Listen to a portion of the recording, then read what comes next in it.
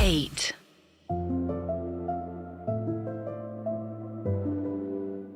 कहते हैं कभी कभी इंसान की खुशियों के लिए दूसरा इंसान अपनी खुशियां पूरी तरीके से कुर्बान कर देता है।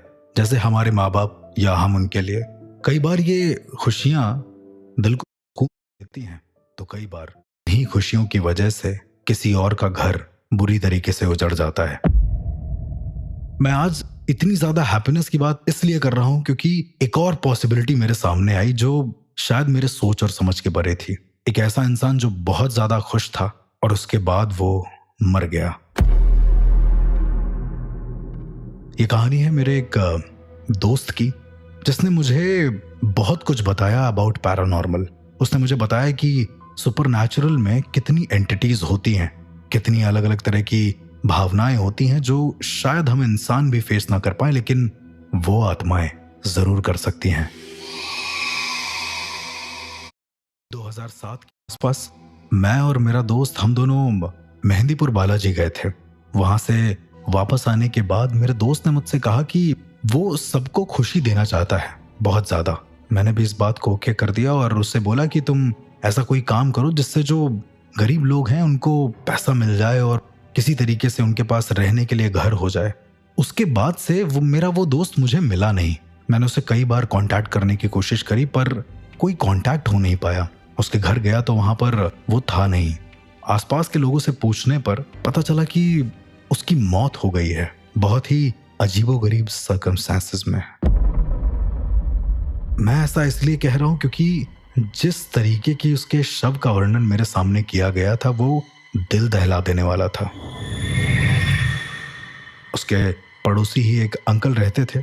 उन्होंने मुझे बताया कि वो अपने घर में फांसी पर लटका हुआ मिला। मैंने अंकल से बोला कि इसमें दिल दहला देने वाला क्या था?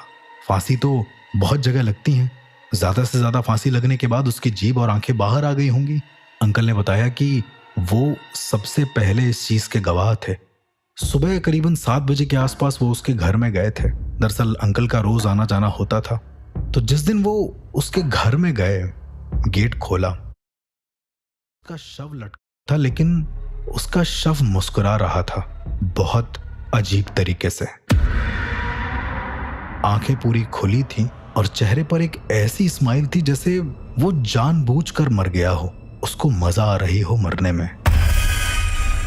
जहां तक मुझे लग रहा था कि इस तरह का कोई केस तो मैंने आज तक हैंडल किया नहीं था, पर ये जो घटना हुई थी मुझे लग रहा था कि इसके कोई दुष्परिणाम होने के चांसेस बहुत हैं। कहा जाता है कि इंसान जब अपनी आम मौत के बजाय एक ऐसी मौत मरता है जिसमें उसके शरीर के हाव भाव में काफी चेंजेस होते हैं और उस आत्मा की मेमोरी भी उसी तरीके का बर्ताव करती है, करीबन 41 दिनों तक। तो मैंने सुना कि उसका अंतिम संस्कार हो रहा था तो उसकी बॉडी अभी भी वैसी ही थी। शायद मरने के टाइम पर जैसे एक इंसान का कोई एक भाग अकड़ जाता है, उसके चेहरे की मांसपेशियां अकड़ गई होंगी, ऐसा डॉक्टर ने बताया। अंकल बता रहे थे कि जब उसके शरीर को जलाया जा रहा था तो वो हंस रहा था। बहुत कोशिश किया गया कि उसकी बॉडी को ठीक किया जाए पर वो हो नहीं रहा था।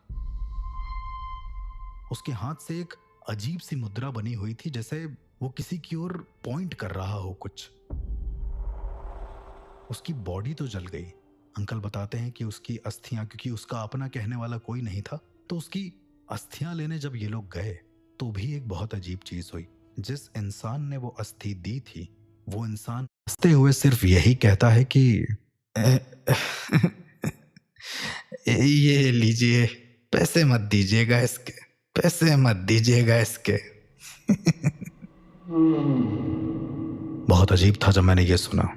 मुझे ऐसा लग रहा था कि इसके पीछे कोई जरूर सुपरनैचुरल घटना है। मैंने उन अंकल से पूछा भी कि आपके घर में कोई ऐसी पैरानॉर्मल दिक्कत या फिर कुछ ऐसा।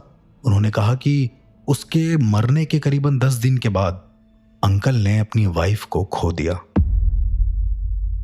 अब यहां पर मेरे लिए ये एक दुर्घटना बनता जा रहा था, क्योंकि एक ऐसा इंसान जो लोगों का भला चाहता था वो लोगों को मार कैसे सकता है। मैंने पूछा कि आंटी की डेथ कैसे हुई, तो अंकल ने बताने से साफ मना कर दिया, ऐसे जैसे उनको किसी चीज का डर सता रहा था।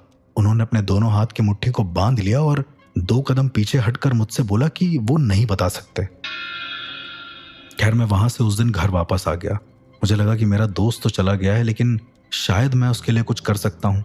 मुझे वो घाट पता था जहाँ पर उसे जलाया गया था। मैं सीधा उस घाट चला गया और अपने हाथ में लिए हुए उस रुद्राक्ष से, जो मेरे गुरु ने दिया था, उससे उस शमशान में ध्यान करने लगा। कहा जाता है कि साधक शमशान में जाते समय कुछ अलग तरह के मंत्रों का उच्चारण करते हैं, जिससे जितनी भी एंटिटीज होती हैं वो सब जागृत हो जाती हैं एक साथ। और फिर साधक के शरीर की जितनी भी ऊर्जा होती है उसके हिसाब से वो एंटिटीज साधक के पास आ जाती हैं और उससे कन्वर्सेशन करती हैं। अब ये साधना के पर्सपेक्टिव से बहुत अजीब सी बात है, पर मेरे साथ ऐसा ही हुआ। मैंने जब ध्यान किया तो आसपास कई सारे लोग मुझे खड़े हुए दिखे, लगभग उस शमशान के सारे लोग। जब हम साधक कभी आत्माओं को देखते हैं तो आत्माओं के कोई भाव नहीं होते, वो सिर्फ इशारे से अपनी बातों को बताती हैं, और अगर आप उसे डिकोड करने में सक्षम हो गए तो ही आप उनकी बात को समझ पाएंगे। पर यहाँ पर एक बहुत ही अजीब चीज हुई। मेरे सामने जब कई सारी आत्माएं खड़ी थी तो वो मुझे देखकर हंसे जा रही थी। वही स्माइल, जिस तरह की स्माइल मेरे दोस्त ने मरते समय करी थी। पता नहीं, मुझे ऐसा आभास हुआ कि मेरा दोस्त यहीं कहीं पर है। मैं जितनी देर में उन आत्माओं से किसी भी तरीके का वार्तालाप करता, मैं क्या देखता हूँ कि वो सारी की सारी आत्माएं एक तरफ इशारा कर रही होती हैं। मैं उधर चेहरा घुमा कर देखता हूँ तो वहां पर मेरा दोस्त बैठा होता है, पूरा शरीर जला हुआ लेकिन चेहरा इतना सुंदर, इतना खिला हुआ और ठीक वैसा ही मुस्कुराता हुआ। अब ये देखकर मुझे और ज्यादा घबराहट हुई कि अगर मेरा दोस्त मर चुका है तो वो यहाँ क्यों नहीं आ रहा है, और यदि वो यहाँ नहीं आ रहा है तो क्या फिर उसकी आत्मा किसी और के काबू में है। देखते ही देखते मेरे साथ एक ऐसी चीज हुई जो मेरे आज तक किसी भी पैरानॉर्मल सफर में नहीं हुई। मेरा चेहरा धीरे धीरे मुस्कुराने लगा। मैं भी उनकी ही तरह हंसने लगा जैसे वो आत्माएं मेरे सामने खड़े होकर हंस रही थीं। पता नहीं क्यों मुझे ऐसा लग रहा था कि मैं अंदर से मरता जा रहा हूँ और मेरा दिल पूरी तरीके से सिकुड़ता जा रहा है। मैंने अपने दिल पर हाथ भी रखा तो मुझे ऐसा लगा कि उसमें से धड़कनें कम हो रही हैं। मैं जल्दी मरने वाला हूँ या मुझे कुछ हार्ट अटैक आने वाला है। द मोमेंट मुझको वो रियलाइज होता है, मेरे पास ही रखा वो रुद्राक्ष बहुत गर्म हो जाता है और मेरी हाथ से अलग हटके गिर जाता है। पूरा का पूरा ध्यान टूटने पर वहां पर कोई भी आत्मा नहीं होती है। मेरा दोस्त भी वहां से जा चुका होता है, लेकिन आज मुझे मेरे रुद्राक्ष ने बचा लिया था। यदि मेरा रुद्राक्ष गर्म नहीं होता तो शायद मैं मर चुका होता। ये किस तरह की आत्मा है जो इंसान को हंसने पर मजबूर कर रही है और आप हंसते हंसते मर जाओगे। मैंने अपने गुरु भाई से भी ये सब बातों के बारे में पूछा तो उन्होंने कहा कि इस तरह की तो कोई आत्मा एग्जिस्ट नहीं करती है जो भावों से किसी को मार डाले, जो केवल एक्सप्रेशन दे और इंसान मर जाए। मेरे लिए ये बात जानना बहुत जरूरी हो गया था, इस वजह से मैं कोलकाता गया। वहां पर मैंने एक साधक के बारे में सुना था जिसको मोहिनी विद्या सिद्ध थी। वो बहुत अच्छे से मोहन कर सकता था। मोहन विद्या एक ऐसी विद्या होती है जिसमें इंसान अपने शरीर को पूरी तरीके से तो नहीं बदल सकता, लेकिन अपने शरीर की ऊर्जाओं को बदल सकता है, जिससे शरीर पर तेज कम या फिर उसका तेज ज्यादा भी लग सकता है। मुझे एक ऐसे ही इंसान से मिलना था तो मैं सीधा कोलकाता चला गया। वहां जाकर मैं क्या देखता हूँ कि एक छोटा सा घर है और उसके अंदर वो इंसान जो मोहिनी विद्या करता है वो बैठा हुआ है। बहुत सारे लोगों की भीड़ लगी हुई है और वो कई सारे लोगों की प्रॉब्लम को सॉल्व कर रहा है, सिर्फ एक दाने चावल के बदले। अब पहली बार मैंने ऐसा देखा था कि किसी ने सिर्फ एक दाना चावल लिया है और लोगों की प्रॉब्लम को जड़ से खत्म कर दिया है। कुछ लोग मेरे पास आकर बताने लगे कि उनका कैंसर ठीक हो गया। कुछ लोग ये बताने लगे कि बहुत सालों से कोई उनका परिजन खोया हुआ था और वो वापस आ गया है सिर्फ एक दाना देने से। मैंने कहा कि वो कैसे बताते हैं, तो वहां खड़े लोगों ने बताया कि जब आप एक दाना खरीद कर लेके जाते हैं और उस एक दाने को उनके सामने रखते हैं तो वो अपने पैरों से उस चावल के दाने को दबा देते हैं। एंड द मोमेंट उस दाने को वो दबाते हैं, उनके चेहरे के हाव भाव धीरे धीरे बदलने लगते हैं और बदलते बदलते वो इंसान के हर एक जन्म की बात बड़े विस्तृत रूप से बता देते हैं। जो भी वो समस्या लेकर आया होता है, जो भी उसे जानना होता है, वो सब कुछ कर देते हैं। उनका नाम राजेश था। मैं समझ गया था कि अंदर बैठा इंसान एक आम इंसान तो नहीं हो सकता, क्योंकि पाखंडी इंसान समझ में आते हैं, पर मुझे वहां पर कई सारी ऊर्जाओं का आभास हुआ।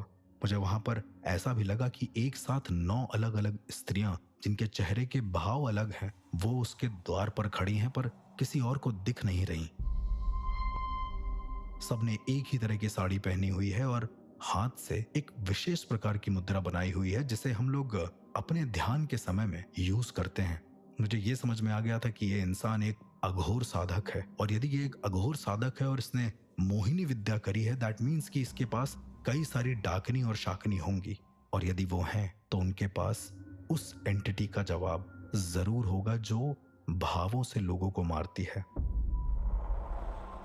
जितनी देर में मैं ये सोचता, अंदर से राजेश जी की आवाज आती है, आइए आइए और थोड़ा मुस्कुरा दीजिए। मैं क्या देखता हूं कि मेरे सामने एक साधक खड़ा हुआ है जो पूरी तरीके से लाल कलर की वेशभूषा में है और उसके गले में एक मसान माला है, और ऐसी मसान माला मैंने कभी अपनी जिंदगी में नहीं देखी थी। द मोमेंट उसने कहा कि थोड़ा मुस्कुरा दीजिए, मेरे कान के आसपास मुझे ऐसा लगने लगा कि कम से कम 10 से 12 लोग हैं जो उसी तरीके की शक्ल बनाकर खड़े हैं, और मेरे दिल पर उन सारे लोगों ने हाथ रख दिया है।